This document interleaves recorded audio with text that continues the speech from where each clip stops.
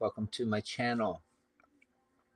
Today I'm gonna give you a deep discussion about religion and what it should mean to you. If you consider yourself religious and a churchgoer, then maybe this talk might not scare you, but make you wonder, what's this guy even talking about? I mean, is he crazy or what? So anyway, my name is Douglas Grummins. Thanks again for joining me. And uh, I would say the reason I don't go to church is not that I wouldn't go. I quite enjoyed church, and I quite enjoy quite a few things about the church. The singing, the praising, the communion with other people who share a common bond that you love this entity you call God. But my path went down a different road when I got ill, and I kept getting sicker and sicker. And let's get this microphone a little bit closer. So yeah, everything kind of rolled and tumbled downhill on me. And I prayed and I prayed and I prayed for God to help relieve me from the pain and the suffering that I was going through.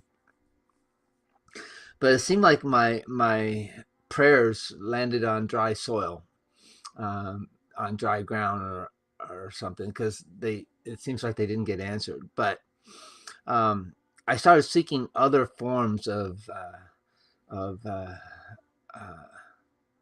medicine or medicinal help. I tried Chinese medicine. I tried acupuncture, acupressure.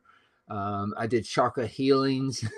I did all kinds of stuff to help get my health turned around and in the right direction, but nothing worked.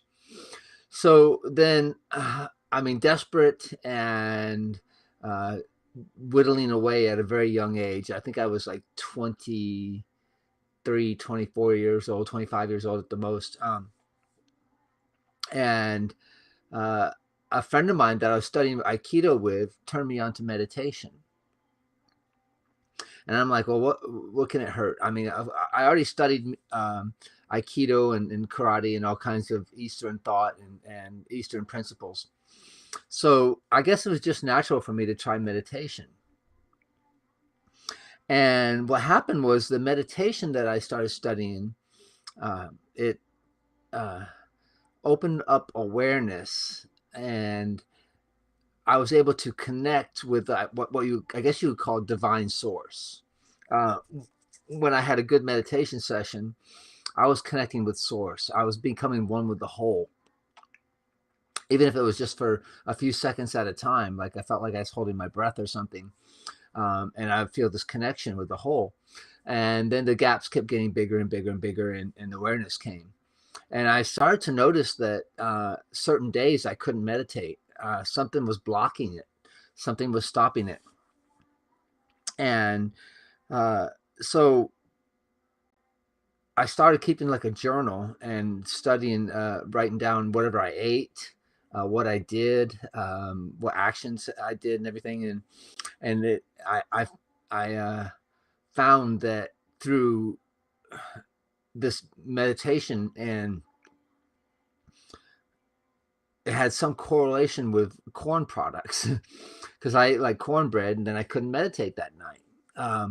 And that's the only thing different in my diet that could have caused anything weird. And that's kind of weird because I love cornbread. I mean, who doesn't love cornbread, right? So yeah, so uh, I was onto something. I think I figured out part of the puzzle.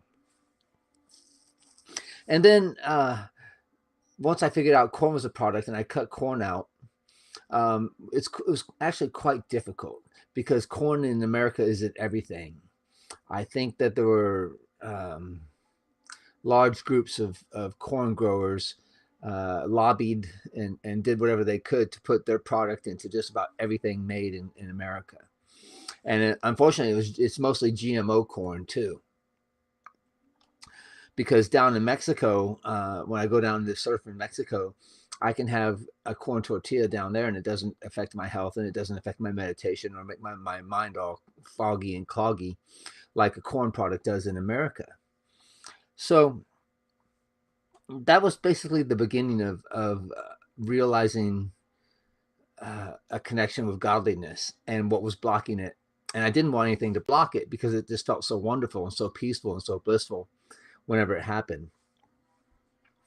And then I guess what happened was around 1990, I want to say 96. I was reading a book on surfing the Himalayas and by Frederick Lenz, I think is his name, but it's a really good book. I enjoyed the book quite a lot, but it's basically the foundations of Buddhism and certain meditation practices were mentioned in the book, and I learned those meditation practices and took them in under my belt and made them part of my repertoire.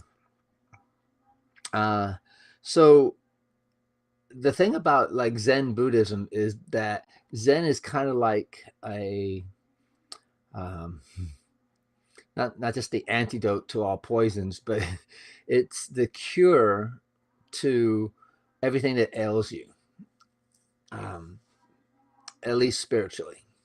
So what I did was I brought my meditation into my work, and one of the things I was doing back then was I was dressing closets for data closets.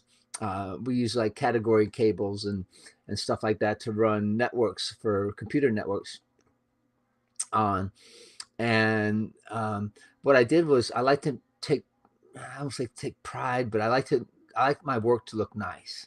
I really did. I really got into making something look very beautiful, something that I created and something that I did. I wanted it to look, really nice and perform nice too, of course. But I brought that into my life. And then I was reading in one of my books how to not judge people and how to not break things down.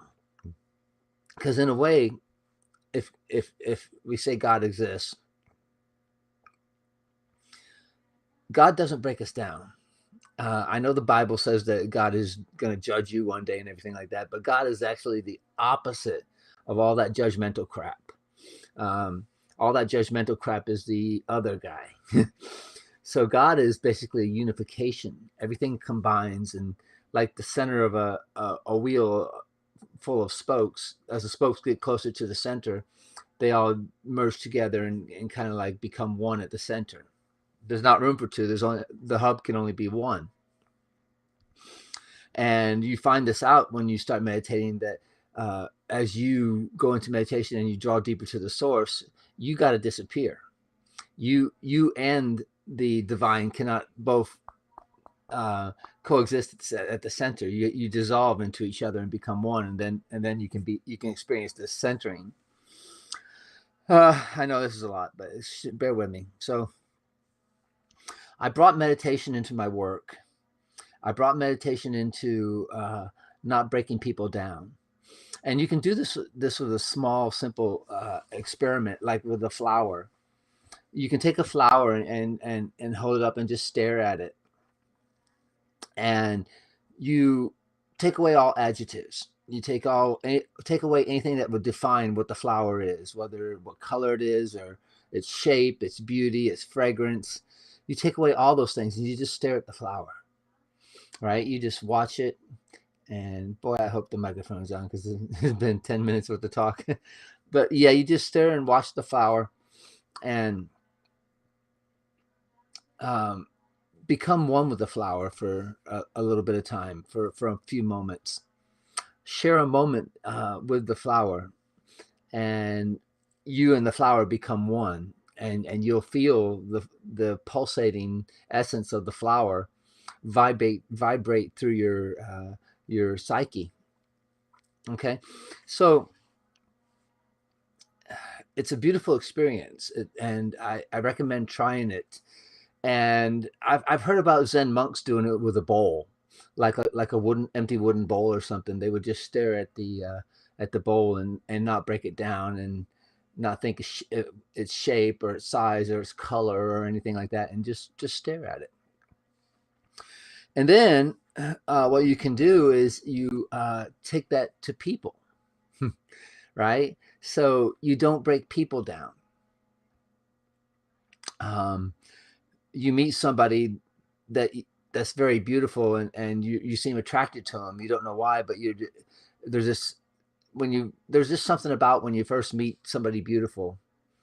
Um, you can't find any flaws in them at first. It takes a few minutes for the mind to come in and break things down, but the mind does. I guess that's the job of the mind, is to break things down and dissect it and analyze it and categorize it and and put it on a shelf.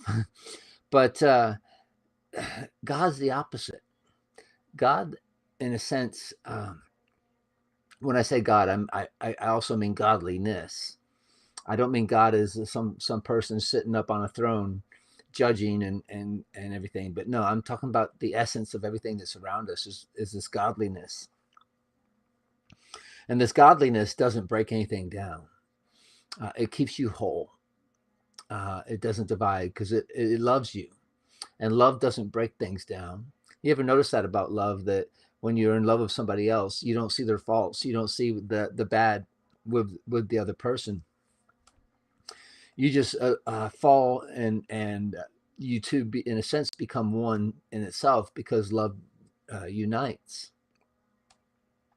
So yeah, so I this is the way I started living my life, and I would see the beauty of God in everything when I was into meditation. Not that I'm still not into meditation. I'm just saying that when I first began this journey, and like I said, I could see God in everything: the flowers, the trees, the grass. It was this essence that godliness is everywhere. Uh, so yeah, life went on, and it just became a way of life that I practiced this form of meditation, this form of awareness, um, and carried it with me everywhere. I guess it's kind of not fair to religion, but to say I found godliness everywhere, but I didn't find them in the church. When I went to church, sure, there was people praying to God, and there was beautiful singing and prayers like and stuff like that. But it felt like if you wanted to experience godliness, if you want to experience God, you had to do it out in nature.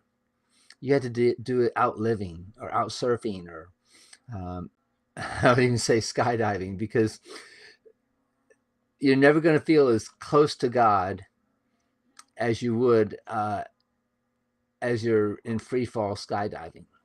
It's just this intense experience about uh, life being thrusted into your face at 120 miles an hour.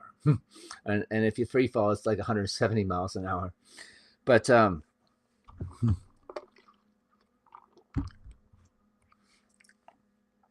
don't know. I didn't like a lot of times what the preachers were saying to me. I like I said, I enjoyed all the beautiful things about the church, but then when it came to the sermons, and I went to many different types of churches. I went to Protestant churches. I went to a Catholic church once, and I married into the Greek Orthodox religion. And like I said, it's a beautiful religion, and it's all cool and everything. But to me, anything that was a belief system installed, trying to be installed into you, a certain set of rules, a certain set of patterns, or a certain set of behaviors. If it's instilled from the outside, then it's not a part of you. It's false. It's not real. Um, and if you can instill those things in you and live a moral life, but basically, really, you're in a way just a, not like a parrot, but just like a zombie, um, with no real insights, no real connection to godliness that you would feel if you just went out into the world and absorbed this godliness, which is everywhere. It's in every human being. And like I said, you meet somebody beautiful, and you make it a game within yourself to see how long you can go before the mind starts breaking them down. uh, for a while, it might be a minute or 2 minutes, but eventually it becomes like 5 minutes, then 10 minutes, and then an hour. Maybe then after you jump from an hour of not breaking somebody down, you just drop the whole stupid idea in the first place. I mean, whose idea was it? I know it's the mind's way of keeping you safe and out of harm's way from ugly things. But I'm talking about when something seems beautiful to you, when you're really attracted to something. There's a reason for that attraction. But yeah, so I basically found godliness in everything, everywhere I went, everything I did. And I'll share a little experience with you. I don't know if I shared it on any other video recently, so I want to share it once again. Around, I think it was around 95, 96, shortly after I began meditating, I lived in Houston, and one of my favorite things to do on the weekends was to drive down to Matagorda. And Matagorda is a special place in Texas. It's kind of an isolated beach. There are some fishermen there. Sometimes people come down and camp on the beach or just hang out at Matagorda Beach. Other beaches are closer to Houston. Matagorda is, I think, about a 2.5 hour drive from Houston. But the drive's nice and it's very zenful, you know. I mean, it's a good way to put some music on and just absorb, you know, your surroundings as you're driving out to the countryside. But anyway, so you pull up to the beach at Matagorda, and there's a boat channel. Now it's not super wide, and I didn't know this at the time, but there's alligators in that river.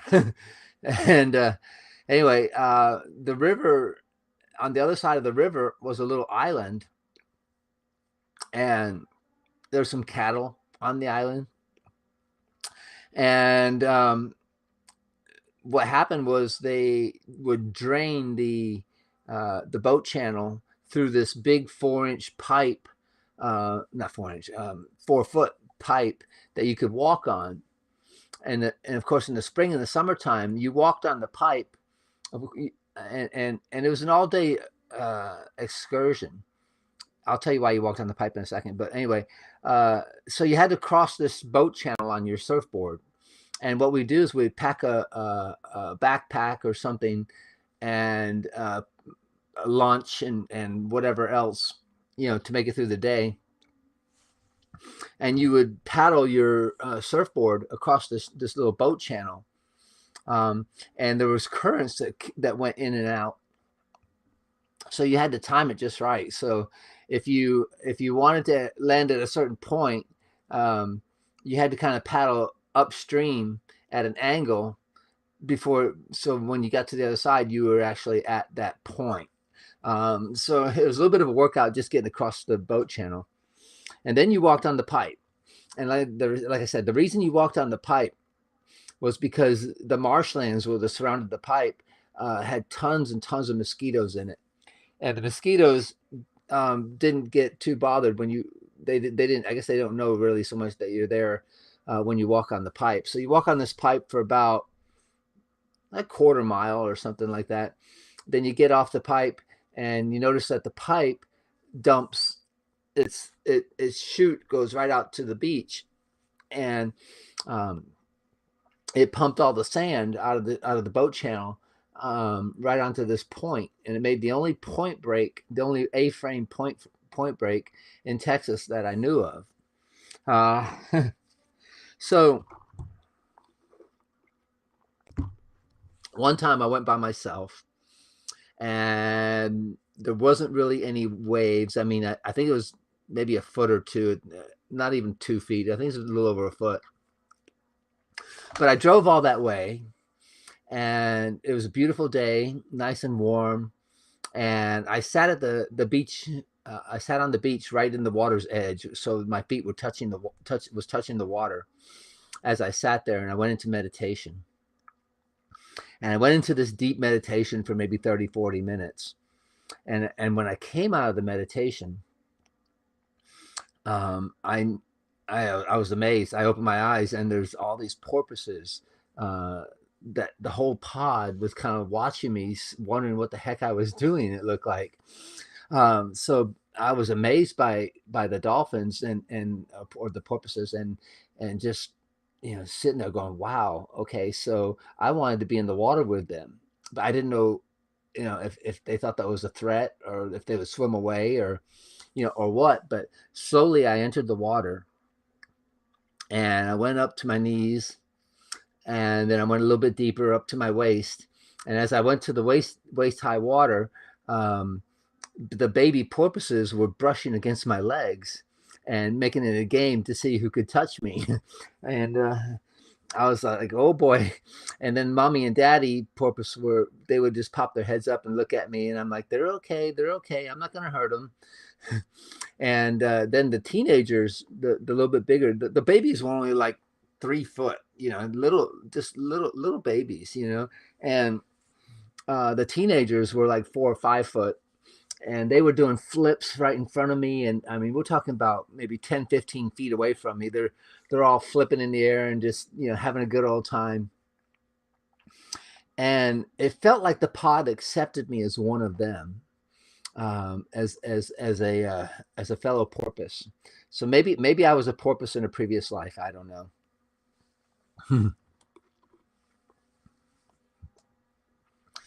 So yeah, so I sat there and stayed with the porpoises, and I think they stuck around for about 30, 40 minutes, and then they, I guess, decided to go off and do porpoise things. But that was one of the most magical surf trips I ever had. And I don't think the waves got big enough for me to ride. I don't really remember surfing that trip, but I did drive all that way, and nature and God showed me something very beautiful. And to me, that is church. uh, to me, going out on the surfboard and riding waves is church. I become one with godliness when I surf, or when I skydive, or when I snowboard, or do any of the exciting things I do, or even sometimes just gardening, or taking care of chores around the house, mowing the yard. Is all a connection with God if you know how to look, if you have the right eyes. Um, I hope that by giving an example of my life and what happened to me, um, I still have problems with corn now and then. Um, I can't have it in my toothpaste, which unfortunately they do put it in a lot of toothpastes in the form of what they call sorbitol. Um, so I've got to be careful what I put into my body still. And a lot of it was due to dental work I had done when I was around 23, 22 years old.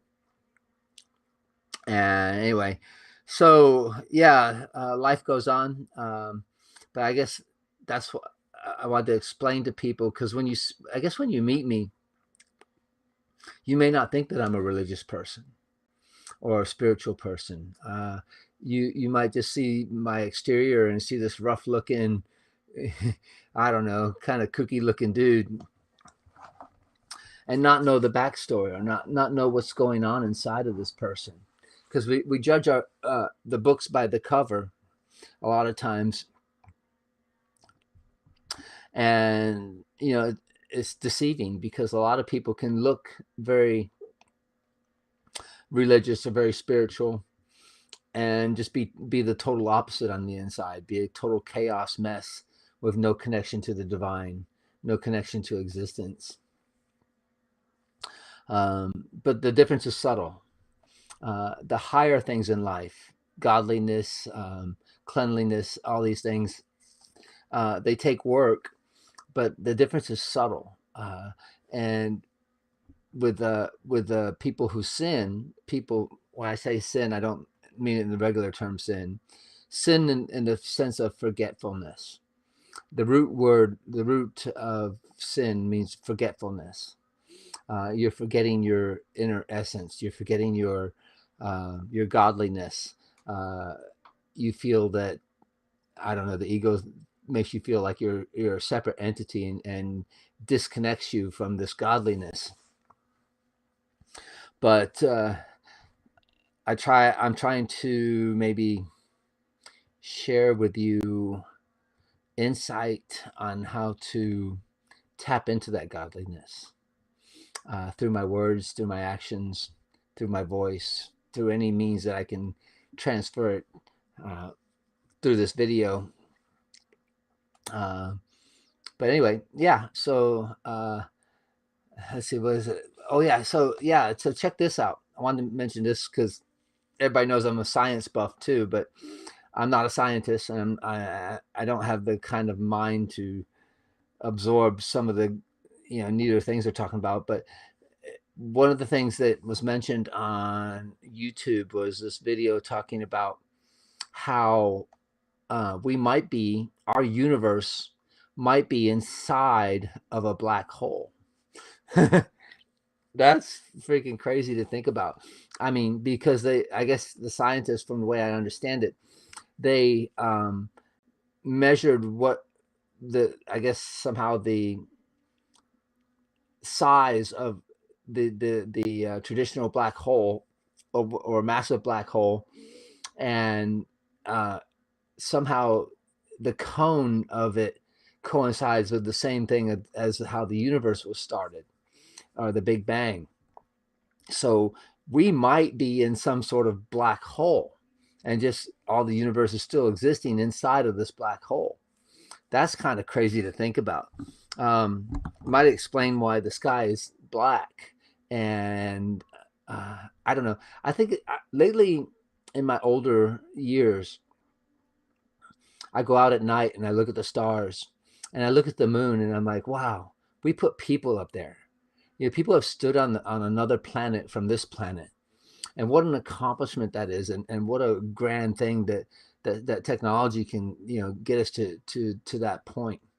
Now we have telescopes out in the furthest reaches of space, bringing back images of galaxies so far away that should be so minute and disappearing, but they're way bigger, and they're so big and massive that there's no way that the Big Bang could fit that into the theory of how the size of that universe, of that galaxy, um, coincides with the Big Bang theory.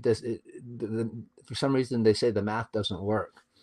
So anyway, I find that quite interesting. And then I guess time will tell, the more science and scientists figure things out.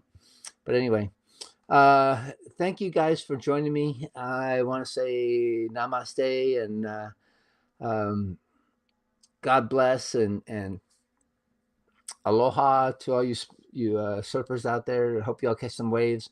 Supposed to be some waves here tomorrow, so that would be nice.